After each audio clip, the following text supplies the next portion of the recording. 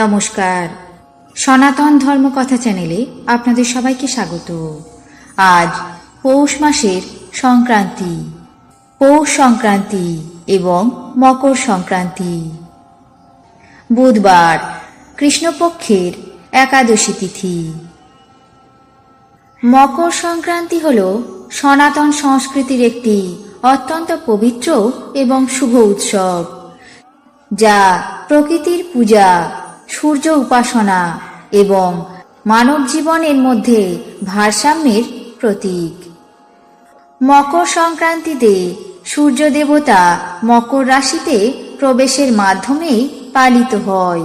এই মুহূর্তটি সূর্য উত্তরায়ণে প্রবেশ করে, যা খর মাসের পরে শুভ সময়ের সূচনা করে। ধর্মীয় দৃষ্টিকোণ থেকে এই সময়টিকে আত্মশুদ্ধি এবং পুণ্য সঞ্চয়ের জন্য অত্যন্ত শুভ মনে করা হয়। মকর সংক্রান্তির দিন শুভ সময় শুরু বিকেল 3:13 থেকে 4:58 পর্যন্ত। শাস্ত্র অনুসারে এই সময়ে স্নান, দান এবং পুজো করলে বহুবিধ পুণ্য লাভ হয়ে থাকে।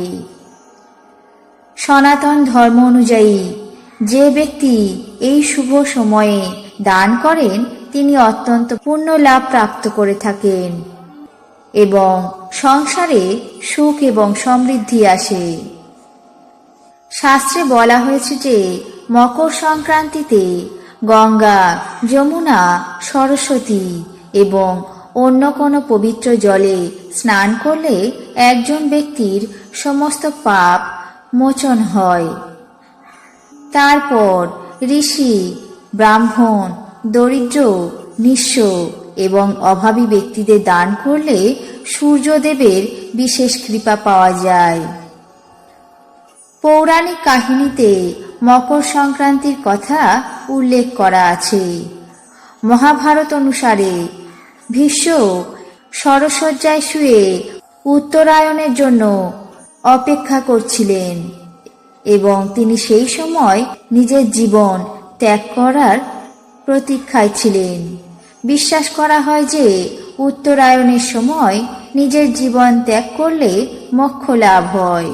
এই কারণে এই সময়টিকে অত্যন্ত পুণ্যময় বলে মনে করা হয়। কৃষিক্ষেত্রে মকর সংক্রান্তির এই উৎসবটি নতুন ফসলকে স্বাগত জানানোর প্রতীক। কৃষকেরা এই দিনে ধরিত্রী মাতা এবং সূর্যদেবের প্রতি কৃতজ্ঞতা প্রকাশ করে। সূর্যদেবকে জীবন, শক্তি, সত্য এবং তপস্যার প্রতীক হিসাবে বিবেচনা করে এই দিনে বিশেষভাবে পুজো করা হয়।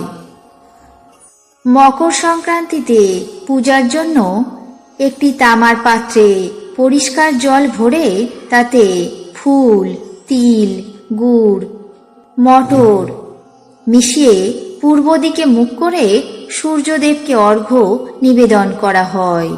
এই অর্ঘ্য নিবেদনের সময় ভক্তি সহকারে ওং সূর্যায় নমঃ এই মন্ত্রটি 108 বার জপ করা হয়।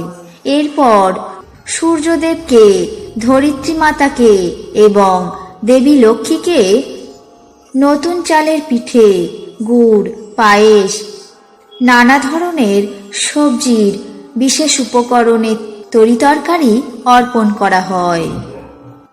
মকর সংক্রান্তির দিনে অন্ন দানের বিশেষ তাৎপর্য রয়েছে। বলা হয় দরিদ্র, ভিক্ষুক, ব্রাহ্মণদের ভোজন করালে অত্যন্ত পুণ্য লাভ হয়। এছাড়া তিল এবং গুড় দান করলে সম্পদ, খ্যাতি এবং সম্মান বৃদ্ধি পায় এবং দেবী অন্নপূর্ণার আশীর্বাদে সেই সংসারের ভাণ্ডার পরিপূর্ণ থাকে। মকর সংক্রান্তিতে ভোরের বেলায় পবিত্র নদীতে স্নান করতে হয়। যদি তা সম্ভব না হয় তাহলে বাড়িতে স্নান করে এই মন্ত্রটি জপ করতে পারেন। ওং গঙ্গে চ যমুনে চৈব গোদাবরী সরস্বতী নর্মদে সিন্ধু কাবেরী জলস্মিন সন্নিধিং কুরু। ॐ गङ्गे च यमुने चैव गोदावरी सरस्वती नर्मदे सिन्धु कावेरी जलस्मिन् सन्निधिं कुरु। ॐ गङ्गे च यमुने चैव गोदावरी सरस्वती नर्मदे सिन्धु कावेरी जलस्मिन् सन्निधिं कुरु।